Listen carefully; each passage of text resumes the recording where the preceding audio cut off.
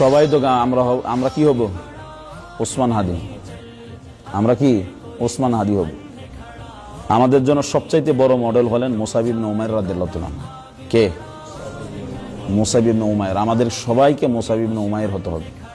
ওসমান হাদির চেয়েও শত কোটি গুণ তাদের মূল্য এবং আল্লাহর কাছে মাকাম বেশি। মানে জনপ্রিয়তা দেখছে আর জানাজার মধ্যে মানুষ উপস্থিত বেশি, তার জন্য কান্না করছে বেশি। এখন সবাই কি হবে? কি হবে? ওসমান হাদি হবে। কিন্তু সাদ ইবনে মুআয রাদিয়াল্লাহু তাআলা আনহু এমন একজন সাহাবী ছিলেন যার জানাজার নামাজে স্বয়ং আল্লাহর পক্ষ থেকে ৭০,০০০ ফেরেশতা আসছে। কত? ৭০,০০০ মালাইকা। ওয়া শাহিদাহু ৭০,০০০ মিনাল মালাইকা।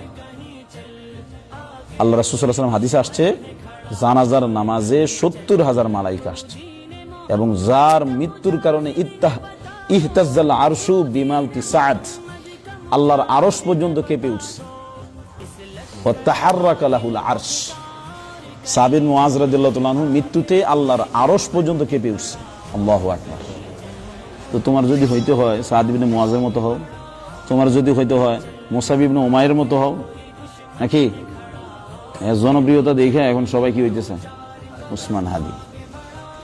একজন সাহাবী এমন আল্লাহর কাছে মাকবুল, একজন সাহাবীর অনুসরণ যে ব্যক্তি করবে সে হেদায়েত পেয়ে যাবে। কয়জন সাহাবী? আল্লাহ রাসূল আকাশের তারকার সাথে তুলনা দিয়েছেন।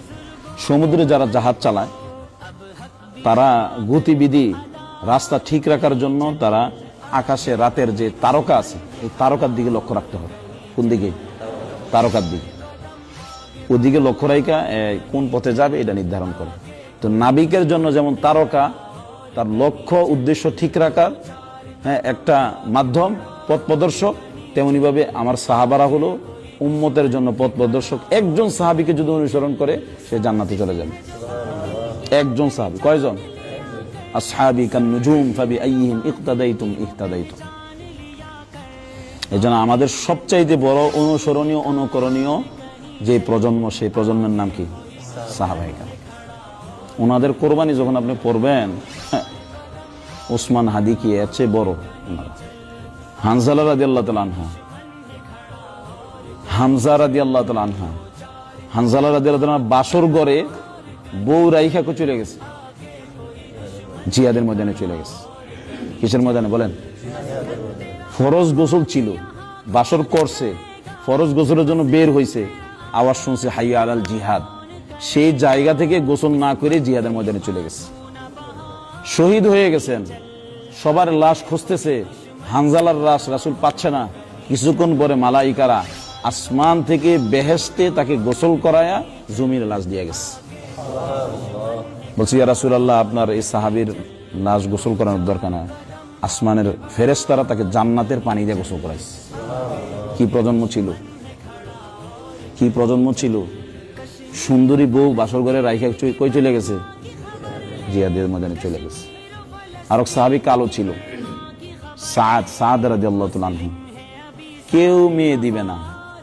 আল্লাহ রাসূল মক্কার আব্দুল ওয়াহাবের কাছে পাঠাইছেন যে তোমার মেয়েটা এই সাহাবীর কাছে দিয়ে দিবা। সবচেয়ে সুন্দরী মেয়ে, মদিনার মধ্যে সবচেয়ে সুন্দরী আব্দুল ওয়াহাব, ওনার মেয়ে। আল্লাহ রাসূলের অনুরোধ শুনে এক পর্যায়ে মেয়েও রাজি হয়েছে, বাবা রাজি হয়েছে। কিন্তু যখন কেনাকাটা করার জন্য বাজারে গেছে, ওসমান রাদিয়াল্লাহু তাআলা কিছু টাকা দিয়েছেন, আর এক সাহাবী কিছু টাকা দিয়েছেন মোহরের জন্য, কেনাকাটার জন্য। তো বাজারে যাওয়ার পরে শুনছেন হাইয়া আলাল জিহাদ। উনি এই মোহরের টাকা দিয়ে, বিবাহের টাকা দিয়ে অস্ত্র এবং ঘোড়া কিনে যুদ্ধের ময়দানে চলে গেছে, গিয়া শহীদ হয়ে গেছে। ওনার জান্নাতি স্ত্রীরা ওনাকে নেওয়ার জন্য দুনিয়ার জমিনে চলে আসছে। আল্লাহ রাসূল নিজে দেখছেন। কি প্রজন্ম ছিল! কি প্রজন্ম ছিল!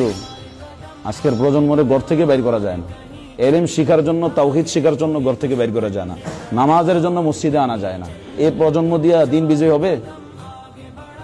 যদি দিন বিজয় করতে হয় কাদের আদর্শ অনুসরণ করতে হবে? তো সাহাবায়ে কেরামের যে আদর্শ ছিল, সে আদর্শের মাঝে ৫ ওয়াক্ত নামাজ জামাতের সাথে ছিল কিনা?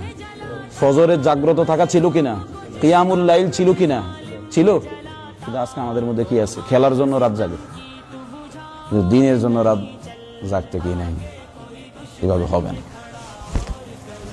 প্রজন্ম পরিবর্তন করতে হবে। নিজের সন্তানকে সাহাবাদের জীবনী শোনাইতে হবে। নিজের সন্তানকে সাহাবাদের জীবনী পাঠ করায় করায় শিখাইতে হবে যে তোমাকে এই সমস্ত ব্যক্তিদের অনুসরণ করতে হবে, এদেরকে আইডল হিসেবে গ্রহণ করতে হবে। এই হাদি না, আমাদের আইডল হল মুসাব ইবনে উমাইর। যুবকদের আইডল কে? মুসাব ইবনে উমাইর, যে সবচাইতে সুন্দর ছিল, সবচাইতে সুদর্শন ছিল, রাসূলের চেহারার সাথে যার চেহারা মিলছিল। তো রাসূল সুন্দর না? তো রাসূলের চেহারার সাথে যার চেহারা মিল, সে কি হবে? সবচাইতে দামি কাপড় পরতো, সবচাইতে দামি পারফিউম ব্যবহার করতো। মুসাব ইবনে উমাইর দ্বীনের জন্য, ইসলামের জন্য এতটাই উনি কোরবান হয়েছেন, কালিমার পতাকাকে উপরে উঠানোর জন্য, আলাই কালিমাতিল্লাহর জন্য 2 হাতকে শহীদ করে দিয়েছেন কালিমার পতাকার জন্য। আর এখন জাতীয়তাবাদের পতাকার জন্য আমাদের পোলাবাইন মিছিল করতেছে, মিটিং করতেছে নেতার ভিতরে। এটা কি কালিমার পতাকার জন্য না জাতীয়তাবাদের পতাকার জন্য? লা ইলাহা ইল্লাল্লাহর পতাকা ছাড়া যত পতাকা আছে সব জাহিলিয়া। এটা ফিলিস্তিনের পতাকা হইলো এটা জাহিলিয়া, এটা বাংলাদেশের পতাকা হইলো এটা জাহিলিয়া, এটা কাশ্মীরের পতাকা হইলো কি জাহিলিয়া। লা ইলাহা ইল্লাল্লাহর পতাকা ছাড়া সব জাহিলিয়া, সব জাহিলিয়াতে নিদর্শন। এগুলো কোনোদিন অনুসরণ করা যাবে না। সন্তানকে মূল পতাকা চিনাইতে হবে।